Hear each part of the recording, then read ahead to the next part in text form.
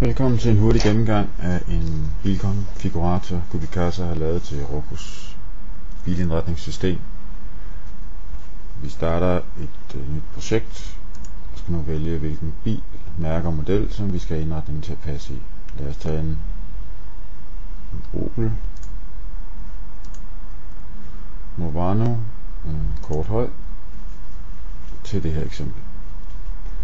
For at vi kan komme hurtigt i gang og har en sikkerhed for at vi har givet plads til i bilerne, skal vi nu vælge en af 5 faste indretninger til at starte med.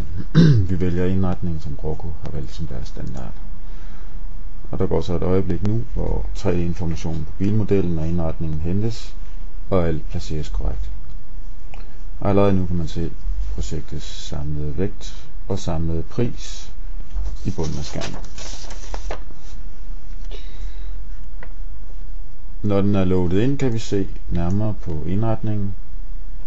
Vi kan dreje den rundt, og med højre museknap kan vi zoome ind og se nærmere. Vi kan også bruge en af de 2 ikoner hen til venstre med bilen for at gå hen til dørene, og med museknappen kan vi så simpelthen placere sig ind i bilen og tjekke, hvordan pladsforholdene er inde i bilen. Se nærmere på den. Hvis vi bruger redigere-knappen, så lukker vi bilen op, og så får vi et bedre overblik over reolerne i indretningen.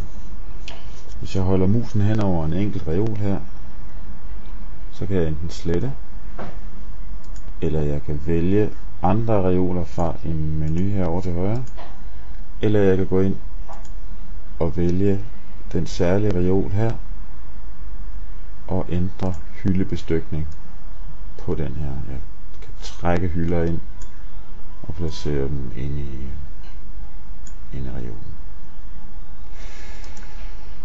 Når min indretning er, som den skal være, så kan jeg gå videre. Jeg siger okay til det her, og okay.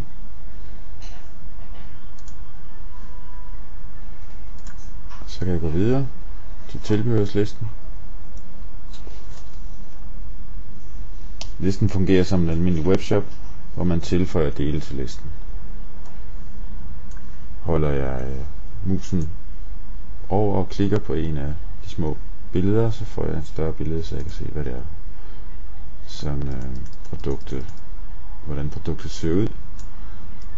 Og vi kunne sige her, at jeg vælger en safebox. Jeg vælger 4 styk tilhørende carrylights, og jeg vælger monteringsskinner til denne safebox. Når jeg så har valgt det her udstyr, så kan jeg klikke her og få set, jamen det er det her, som er listen over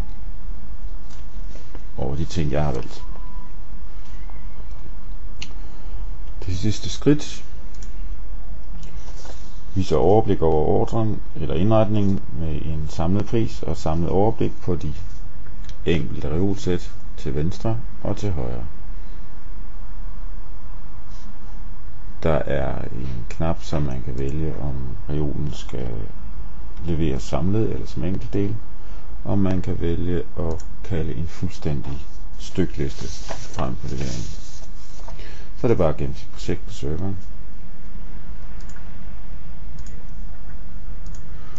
Og som bruger-ID indtaster jeg min e-mailadresse og vælger en kode eller et navn til mit projekt. Demo 1. Nu genererer bilindretteren de billeder, som skal bruges, når indretningen skal sendes. Den skal hentes som pdf eller printes direkte fra siden. Og når den er færdig, så kan man sende mail til en forhandler, en budgetansvarlig eller til sig selv for som husk reminder på det projekt, man har lavet. Så nu er den blevet gemt, og jeg kan så vælge at sende den.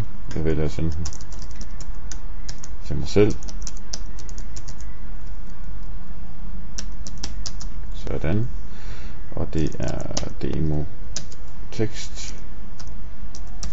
Jeg kan sende til mig selv på.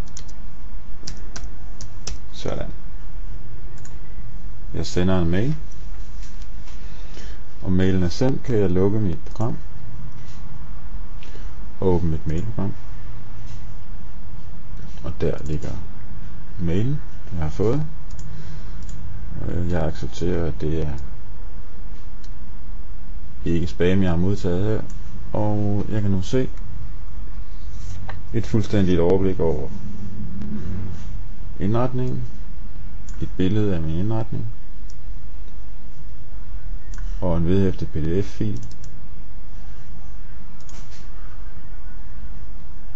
Hvor der yderligere er en stykliste og enkelte portrætter af reolerne til hjælp, når man skal samle sit projekt.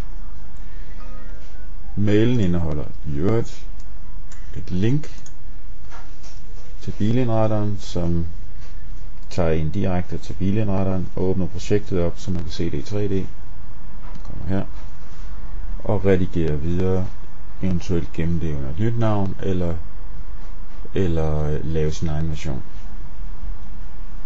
Så det var de grundlæggende funktioner i bilindretteren. God fornøjelse med projektet.